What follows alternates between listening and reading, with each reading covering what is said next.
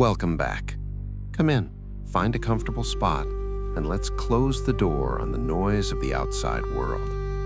Before we open the heavy, dust-covered file I have prepared for tonight, I want to take a moment just to acknowledge you. I don't know where you are geographically on this vast, spinning blue marble. You might be tucked away in a high-rise apartment, watching the city lights flicker below like distant stars. You might be driving through the endless black ribbon of a highway with only your headlights cutting through the void. Or perhaps you are simply lying in the safety of your room, staring at the ceiling, waiting for sleep that refuses to come. Wherever you are, and whatever burdens you carried through the day, let them go for the next hour. Right now, we are connected by this frequency, by this voice, and by our shared curiosity for the things that history tried to forget. If you can, leave a comment below, not with your address, but just tell me, what is the atmosphere around you right now? Is it raining? Is it silent? Is it chaotic? I love knowing the setting in which these stories find a home. And of course, if you are a seeker of the lost and the strange, click that subscribe button. It helps us keep the lights on in this library of mysteries. Tonight, we are not discussing what is known. We are discussing what has been erased.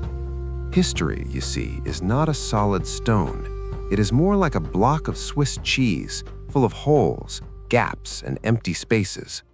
We are taught to look at the cheese, the solid parts, the dates, the kings, the treaties. But the truth, the real, terrifying human truth, usually lives in the holes. It lives in the things that were not written down, or worse, the things that were written down, but then vanished. In the vast landscape of ancient literature, there is one ghost that haunts theologians and historians alike. It is a book that was not burned by enemies. It was not banned by the church. It simply evaporated. It walked off the stage of history, leaving only its footprints behind. But here's the twist. Those footprints are found inside the most famous book in the world, the Bible. Imagine you are holding a Bible. You are reading the Book of Joshua. You are reading about a war that defies the laws of physics. And suddenly, the author breaks character.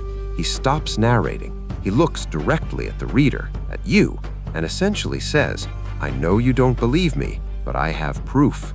Go check the file." He names the file. He calls it the Book of Jasher. This implies something staggering. It implies that once, long ago, there was a book on the shelves of the ancients that was considered more detailed, more accurate, and more trusted than the scriptures we have today. So what was in it? Why did it disappear? And why, when it resurfaced centuries later, did it paint a picture of the patriarchs that made people tremble? Tonight, we are going to perform an autopsy on this lost archive. We are going to look at the director's cut of the Bible, the version with the blood, the grit, the magic, and the shadows left in. Part 2, the psychology of citation. Let's start with a forensic analysis of the text itself. We need to understand the psychology of the ancient writers to understand why this book matters. In the ancient world, parchment was expensive. Ink was precious. You didn't write things down unless they were absolutely essential. You certainly didn't waste space citing other books unless you were backed into a corner. In the Bible, the phrase, "Is it not written in the Book of Jasher?" appears twice. First, in Joshua, during a cosmic event. Second, in 2 Samuel, when King David is teaching his army a song of war.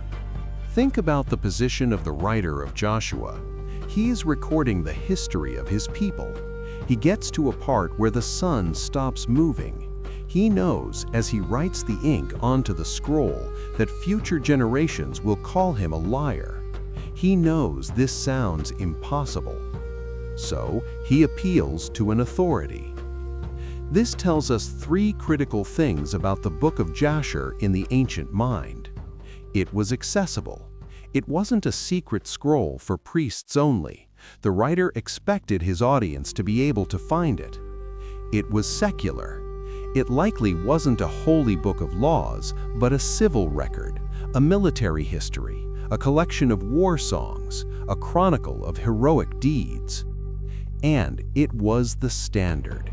It was the Encyclopedia Britannica of its day. The name itself, Sefer HaYasher, translates roughly to the Book of the Upright or the Book of the Just Man, but some scholars suggest Yasher also implies the straight record, meaning the unvarnished chronological truth. So if this was the straight record, then what we are about to explore is the history of the world before it was sanitized for Sunday school. This is the history of survival. Part 3. The Day the Universe Broke, a deep dive. Let's zoom in on the most famous event associated with this book, the long day of Joshua. We have all heard the Sunday school version. Joshua prayed, God stopped the sun, the Israelites won, everyone went home. It sounds like a magic trick, but the Book of Jasher invites us to step into the mud and the terror of that day.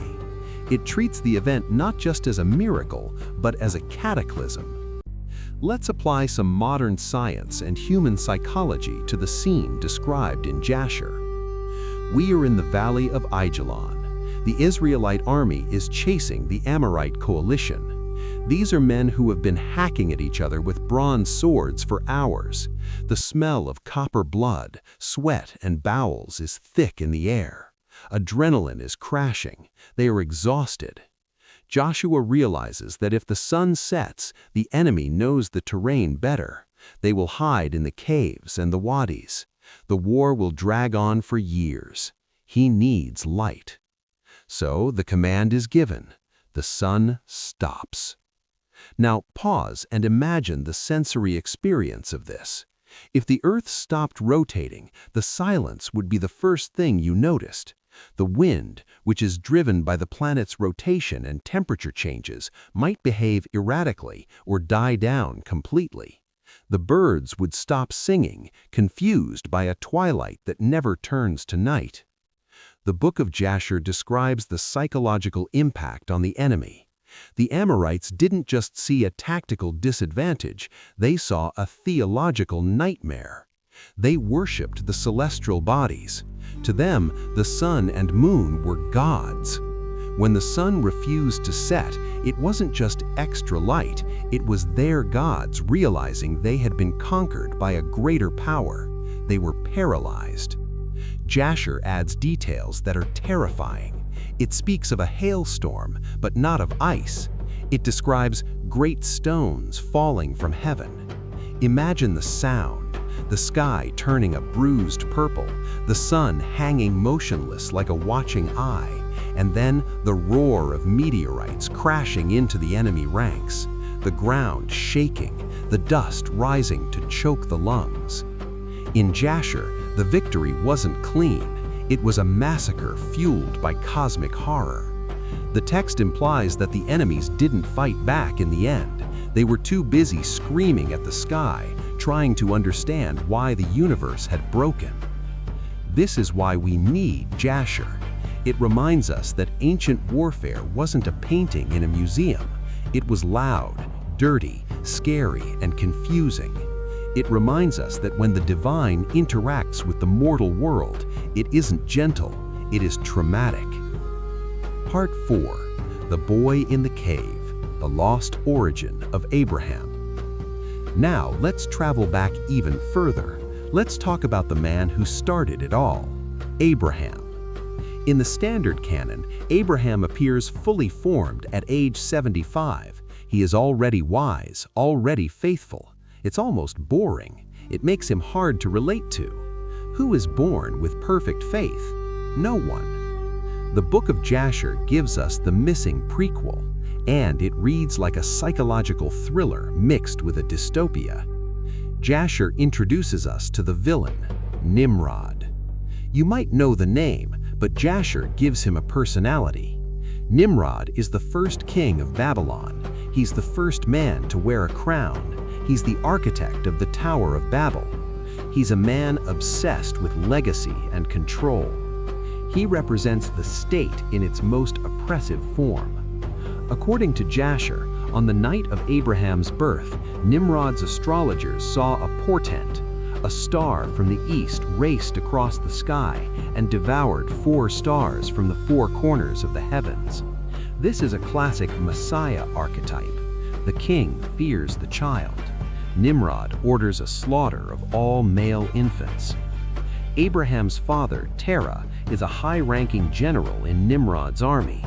He's a man torn between his career and his blood. In a moment of desperation, he hides his son. Here is where the story gets incredibly dark and fascinating. Jasher tells us Abraham was hidden in a cave, not for a week, not for a month, for 10 years. Let's analyze the developmental psychology of this. Imagine a child from infancy to age 10 living in a cave underground. Total isolation. No other children, no sunlight, no trees, just the cold stone, the dripping water, and the visits of his mother and nurse in the shadows. What happens to a human mind in that environment? It becomes introspective. It becomes detached from the culture of the outside world. When Abraham finally emerged at age 10, he was an alien on his own planet. Jasher describes his first encounter with nature. He walked out of the cave and saw the sun. He was overwhelmed by its power. He knelt and prayed to it, thinking, "This must be the Creator, for it is bright and warm." But then evening came, the sun sunk, darkness returned. Abraham stood up and said, "No, a God cannot set, a God cannot disappear." Then the moon rose. He thought, "Ah, this is the ruler of the night." But the morning came, and the moon faded. He realized that the sun, the moon, the stars, they were all just tools. They were all obeying a schedule. And if there is a schedule, there must be a scheduler. This narrative in Jasher is profound. It shows us that monotheism, the belief in one God, wasn't just a magical voice from the clouds. It was logical deduction. It was the result of a lonely boy, traumatized by hiding, looking for something permanent in a world that kept changing. Abraham was a survivor of trauma. That explains his later life. It explains why he was willing to leave his home. He had no attachment to a home. His home was a cave. It explains why he was fearless before kings. He had already survived the death sentence of a king.